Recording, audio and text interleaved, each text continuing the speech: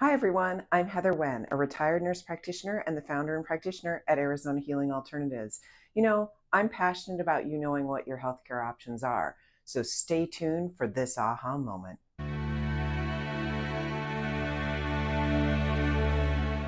So today we're going to talk about the difference between loneliness and feeling alone. And the important things of that, we're going to talk about what are the differences in the definitions, and then what are the differences in your life specifically so you can get the most out of your life and out of your friendships or relationships.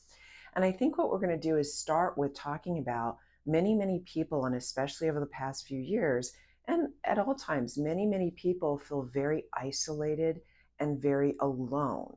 And let's go into the definitions of the difference between loneliness and being alone. All right. Because if we look at loneliness, loneliness is actually a feeling. Okay. If you look up the definition in the dictionary, it's actually a feeling of lonely, longing for either company, being with something. And this could be friendships, this can be relationships. It's any kind of relationship, whether it's a friendship or a partner, anything like that. And that's that feeling versus alone is actually the physical state of being by yourself. And so for today's video, we're going to kind of tease through those definitions and then see where you are in your life so that you can get the most out of the relationships in your life and kind of consider some things as to things that may be working for you and things that are not working for you. I talk to people all the time about the difference between being alone and loneliness. And usually it's in the context of relationships. So when it comes to relationships, oftentimes I hear people who have been with their partner, have been with somebody, and sometimes it's for a short period of time, and sometimes it's for a long period of time, but they tell me that they've never felt more lonely. And the interesting thing about that is many times people will say to me, they're in, let's say, relationships that are not very healthy. And I've done a series on both relationships and communication in relationships, where we've discussed different forms of communication, and we've discussed what's a healthy relationship look like and what's a relationship that isn't so healthy, what that looks like. But oftentimes I hear people say, I don't want to leave this person even though they're not treating me well. And I'm not talking about serious abusive, like physical abuse, sexual abuse, this sort of thing, but emotional abuse, as we've talked about in other videos, is just as damaging, if not more so, than the other types of abuse. And that can even be financial abuse, somebody holding finances over someone's head.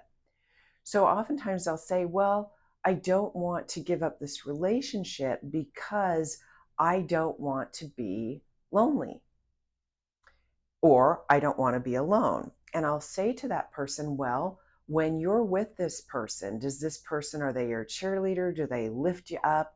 Are they right there when you need them? Or when you're sitting right next to them and you're spending time with them, do you feel more lonely? And that oftentimes is kind of an aha moment, and people will think about, oh my gosh, it's true. I mean, I'm with this person and I feel more lonely than I've ever been.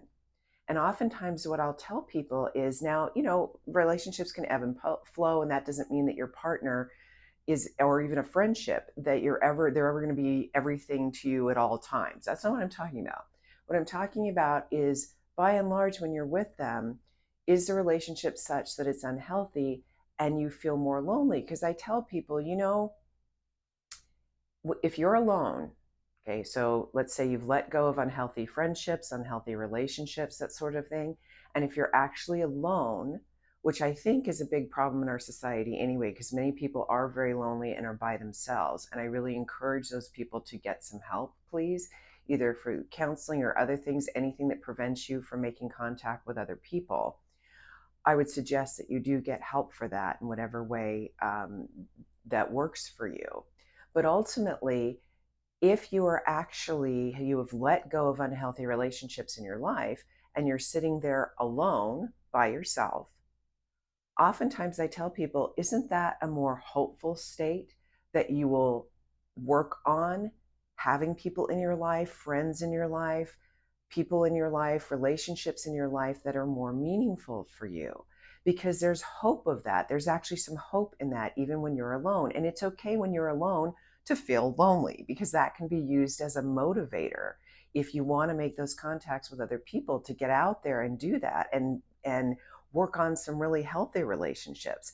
But to me, I think there's, and this is me personally, I think it's more devastating to be with friends or with your partner and all of a sudden you feel completely lonely. That to me feels helpless and hopeless. And so please, whatever way you need to get the help that you need, whether it's traditional Western counseling, whether it's alternative things, whether it's groups and meeting with people. In what I do, it's emotional reprogramming, it's hypnosis, there's other emotional things used in applied kinesiology to help with that. But once again, think about, is it a more hopeless feeling sitting next to somebody that you feel lonely 90% of the time, or being on your own, working on yourself, working on your relationships so that when you're with people, you don't feel lonely when you're with other people? And being alone is a choice. There's nothing wrong with being alone, and especially from time to time if you need to recharge. But it's looking at what are those two issues in your life and what do you want to do to improve them. I hope this video has been helpful for you. Please feel free to leave comments in the comments section and have a great day.